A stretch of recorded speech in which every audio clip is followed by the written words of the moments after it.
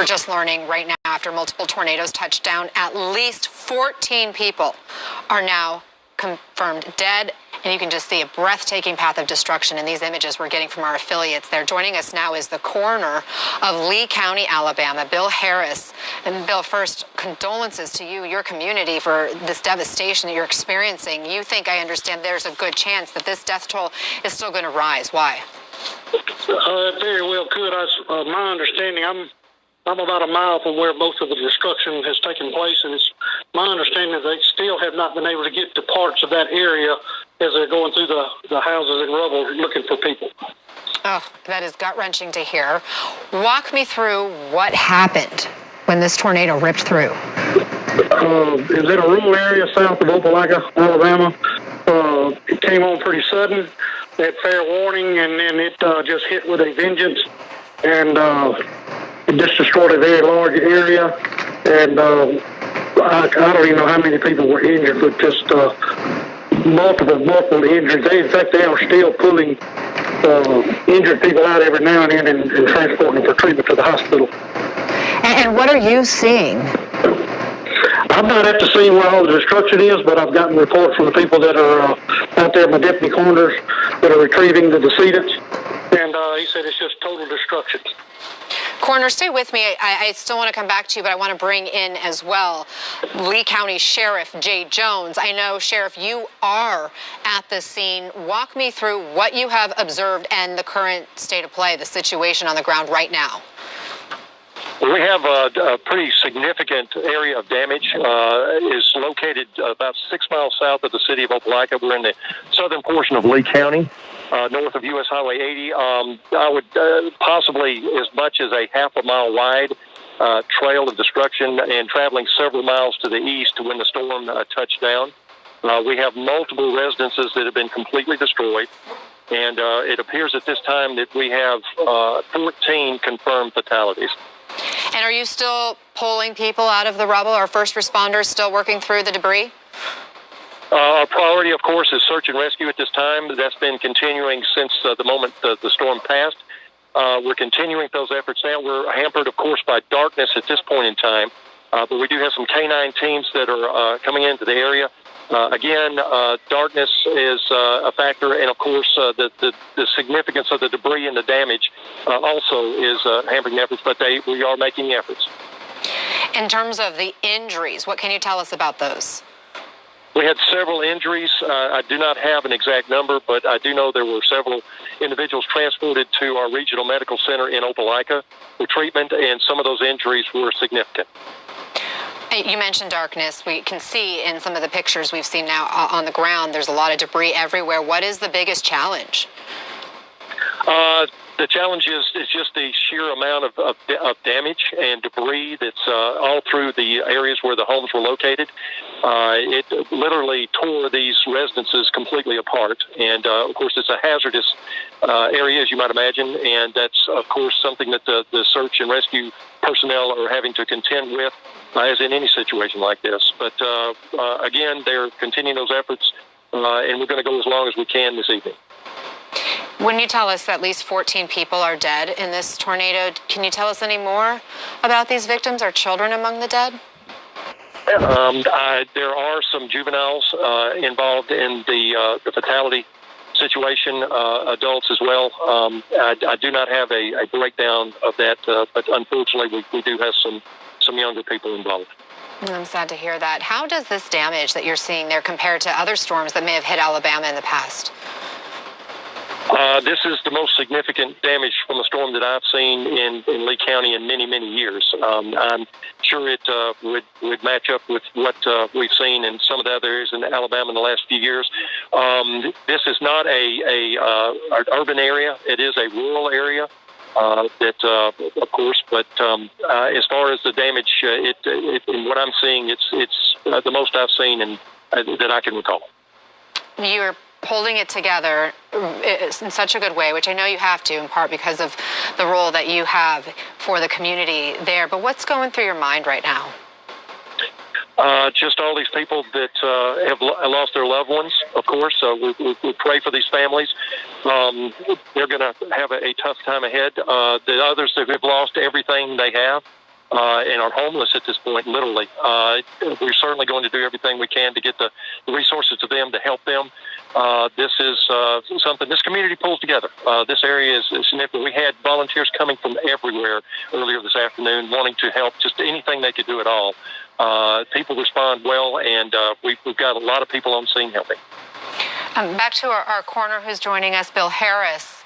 Bill, we're hearing children may be among the dead. In your experience, have you ever had any experience like this? As a matter of fact, back when the tornadoes ripped through North Alabama, I believe it was in April 2011, our escort team was deployed to North Alabama, where the devastation was terrible up there, and just great more fatalities in that storm than there were in this one. But this is a small knit community. The people are coming together. I've had families start showing up now at my command center, looking for people that they can't find. And hopefully they'll be at the hospital and just injured. But now the task is to identify the decedents that we do have and then get in touch with those families to let them know what's happened. And Sheriff, what should families do now? Well, at this point, we're trying to make sure that the individuals that were residents in this area, that they report to their families, let them know that they're okay. That's going to be significant. That'll help to narrow down our search efforts if we can locate individuals that lived in this general area and report into us and let us know they're okay. That would help us a lot. So you still have people who are unaccounted for? Yes, ma'am. We do have some people that have not been accounted for. Do you believe people had enough warning? I know that there was a warning being broadcast by our local media, so there was a warning in effect at the time that the storm came through. Wow, just incredible damage. Sheriff, thank you for joining us, as well as Bill Harris, the coroner. We know you guys have a lot of work to do. Thank you both again for being our eyes and ears, helping to inform our viewers, our thoughts, our prayers, sending best wishes to your whole community. Let's get over to CNN meteorologist Tom Sater now in the CNN Weather Center. Hi, I'm Tom Steyer, and here's why we need you at needtoimpeach.com. The question isn't whether he should be... Tom, this sounds just awful in terms of the damage. We talked to somebody with the National Weather Service who says preliminarily they're believing this could have been at least an EF3 tornado. Yep, Talk to us a little bit more about that. Well, the survey crews are going to go out and they're going to look at that damage tomorrow. It could be an EF4 too, possibly. But when we talked earlier on it, we said that this could have been what we think is a wedge tornado. It's not the image that we typically see of your rope kind of image of a tornado. A wedge has an extremely large bottom surface area, so the destruction is so much wider. And therefore, you'll see the aerial pictures of just homes completely destroyed or off their slabs. We are getting some good news, and that is the intensity of some of these thunderstorms are now losing all the ingredients they need to continue to produce tornadoes. We still have a few warnings, and this is the watch box that's in effect until 11 p.m. That includes parts of Georgia and South Carolina. If we have a few tornadoes spin up, they're going to be on the southern end of this line through the panhandle of Florida, moving into south and southeastern areas of Georgia. Good news is we had a tornado warning knocking on the door for Columbia, South Carolina. That is no longer in effect. It's a severe thunderstorm warning. But when you look at the area of concern right now, this is Panama City, so the line has moved through to the east, but we have a couple of warnings now in effect. That's going to take it close to Tallahassee or just to the south if it continues. To the north, though, we're losing. Now that we've lost the daylight heating of the day, we're going to lose some of that intensity. So Columbia is under a severe thunderstorm warning, and then south of Savannah. But when we go back, and you asked again about the warning, was there a warning? There was. I mean, we had probably almost 36 tornado warnings. Some are radar confirmed rotation, some are visuals. And again, if you look at the line from Tuskegee, Alabama, across the border to Columbus, Georgia, we had a couple of thunderstorm cells that dropped tornadoes. It wasn't just one thunderstorm cell. Eufaula Airport, we had damage there. Before we even had reports of this possible wedge tornado, we had earlier reports of people trapped in homes, trapped in service stations on Interstate 80, State Highway 80. Warner Robins, south of Macon by about 7 miles. So there's a lot of surveying that the crews are going to do. It's just unfortunate now that we've lost daylight. And for these first responders and crews that are out there, they're working in darkness with the exception of getting any kind of light. And I'm sure they're bringing in as much as they can. Tuskegee, Columbus, this is Beauregard. That's the first cell that moved through. And then the second, unfortunate, just a terrible day. Terrible day. Last weekend, we had an outbreak of tornadoes. That was in the Mississippi-Alabama border. Today, we had a big risk with the thousands that that were outdoors in Montgomery, Alabama for the commemoration of the March on Selma. They had a line of severe weather move through. It wasn't violent until after it passed through that Selma area, which was good news there. Then you're looking at the other end of this two-headed monster, and that's the heavy snow that you're getting up in New York and toward Boston. We could see anywhere between 5 inches to over a foot in some areas, but at least the severe weather threat trying to come to an end. The panhandle of Florida is still a concern into southeastern Georgia. All right, Shalom. First, I'd like to start by saying all praise to Yahweh by Shem Shai, by Shem Kakadash, double honors to the elders and apostles that rule well, and salutations to the brothers that's doing the truth and sincerity. Now, this is just another prophecy update. And as you can see, the Lord bringing his storms and his tempests through that region, by way of his angels, killing off people. And that's prophecy. So I'm going to go ahead and grab something else real quick. This is storm. A storm is any disturbed state of an environment or in an astronomical body's atmosphere, especially affecting its surface and strongly implying severe weather. It may be marked by significant disruptions to normal conditions, such as strong wind, tornadoes, hail, thunder, and lightning. A thunderstorm, heavy precipitation, snowstorm, rainstorm, heavy freezing, rain, ice storm, strong winds, typically cyclone, windstorm, or wind transporting some substance through the atmosphere, as in a dust storm, blizzard, sandstorm, etc. Right, so when you look up the words storm, it or tempest, it just means storm. So yeah, man, the Lord, got the angels killing these people off by ways of storm, man. And that's prophecy.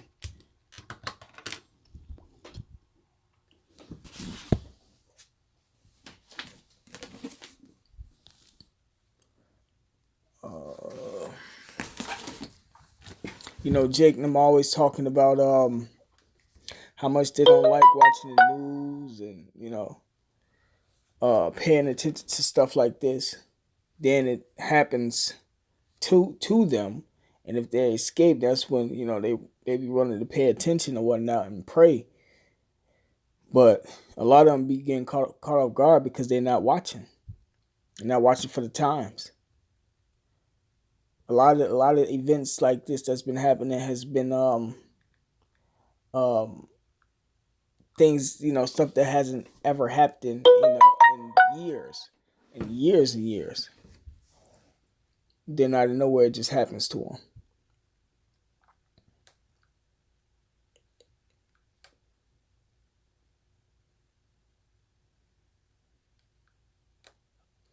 This 2 Ezra chapter 8 verse 50, for many great miseries shall be done to them that in the later time shall dwell in the world, because they have walked in great pride. Right, so that's what happened. This storm is a misery unto Jake. Let's see if I can corner of Lee. Slovakia.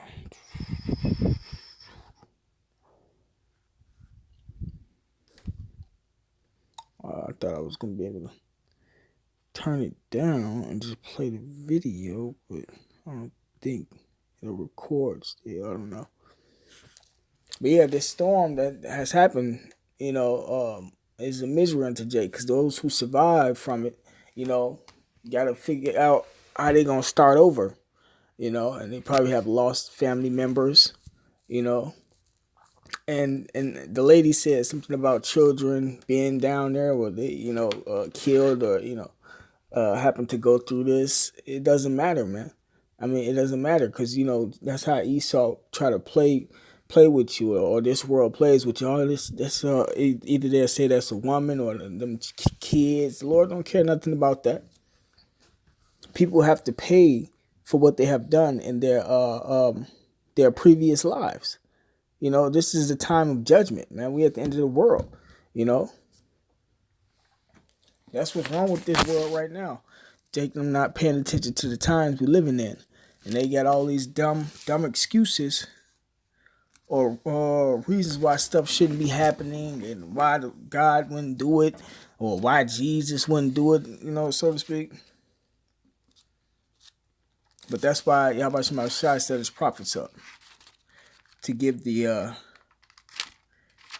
the truth, the sense, give them the understanding, whether they like it, accept it, or believe it or not, because pertaining to Romans chapter 3, it's still gonna happen. Isaiah 29.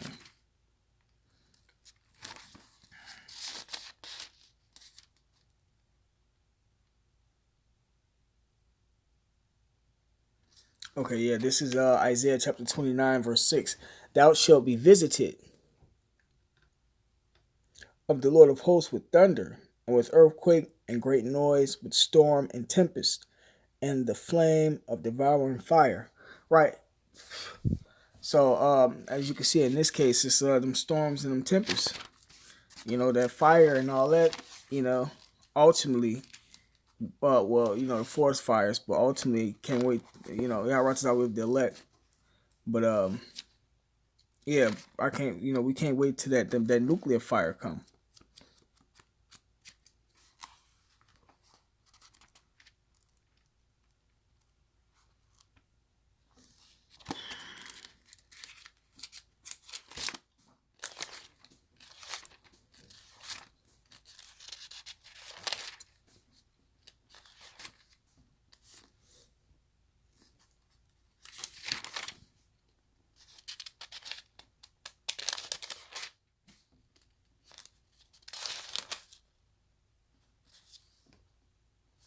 This is Psalm chapter 83, verse 15. So persecute them with thy tempest, and make them afraid with thy storm. And that's what's going on. And these people are in fear.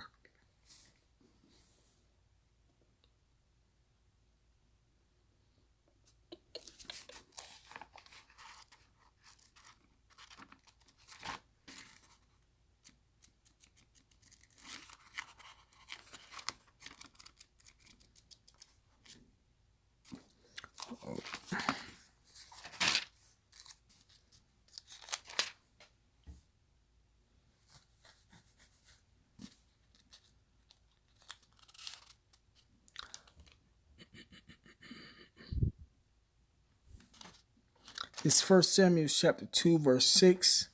The Lord killeth and maketh alive. He bringeth down to the grave and bringeth up. Right? So, Yahweh himself, Yahweh Shema Shai, kill and maketh alive. Not Satan. Ain't no devil going around killing nobody. Y'all be giving this devil too much power. Or the devil doesn't kill nobody without the Lord's order.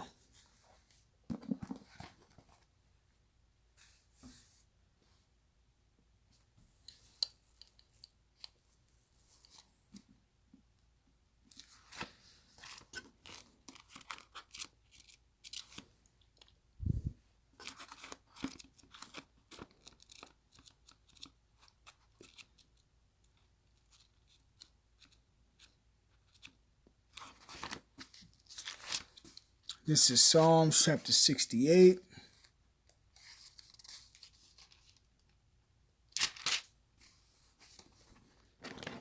Chapter 68, verse 20. He that is our power is the power of salvation. And unto the Most High, the Lord belongeth the issues from death. Right. So the Lord control if you die or not. You got to repeat this for Jake to run it down their throat sometimes.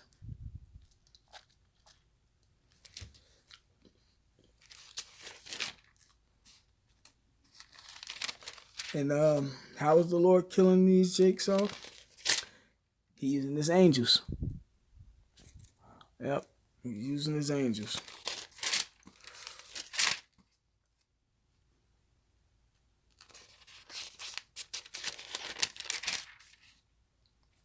This is Ezekiel chapter 9, verse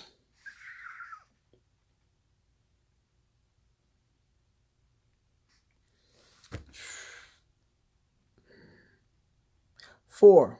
It says, and the Lord said unto him, go through the midst of the city, through the midst of Jerusalem, and set a mark upon the foreheads of the men that sigh and that cry for all the abominations that be done in the midst of it. Right, and that's talking about the Lord's elect who going to be delivered, because they're going to get that mark of exemption, exemption from this judgment, the destruction, because they crying about the BS that's going on in this world, the wickedness.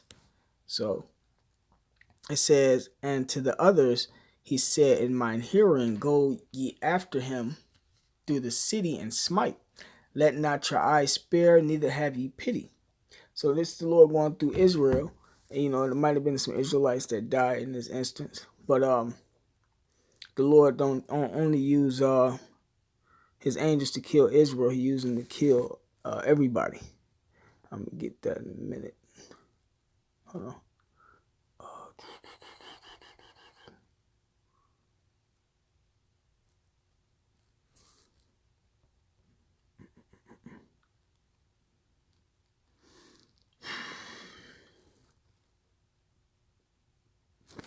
Hold on.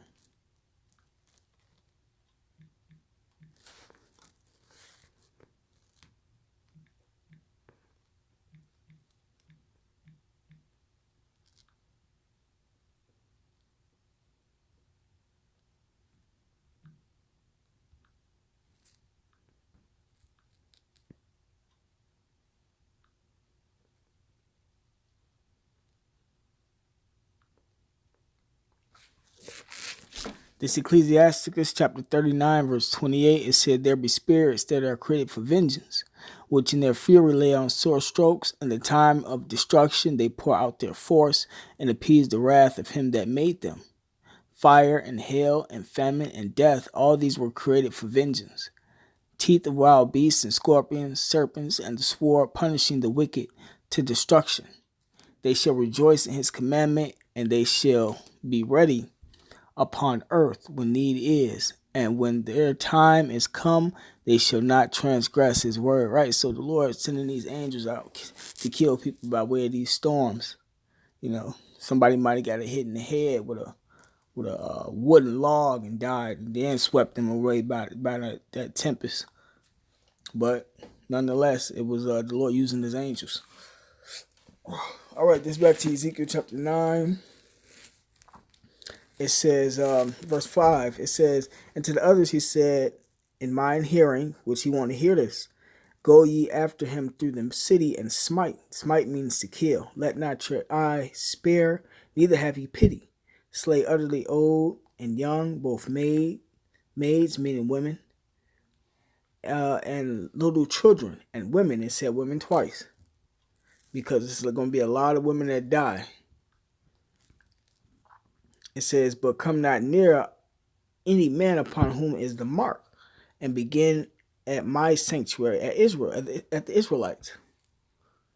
So the Israelites, blacks, Latins, Native Americans that's being caught up in this, that's being killed. It's the Lord doing it. Let's see. It says, and begin at my sanctuary. Then they began at the ancient men, the elders, which were before the house. Give me 1 second.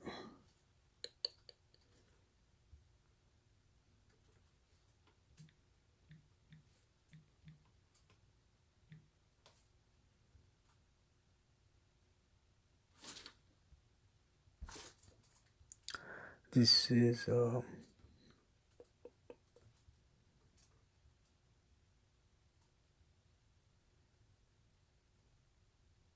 right, and that word mark is thawa.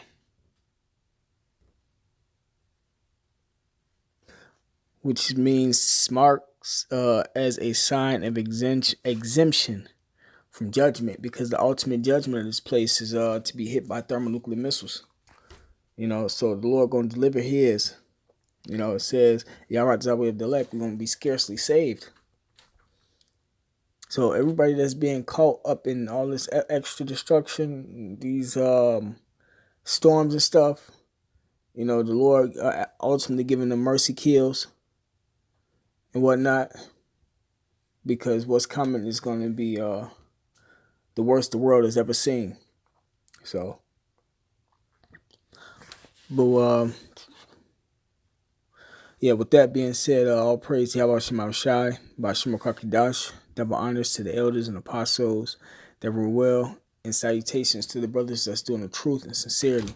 Shalom.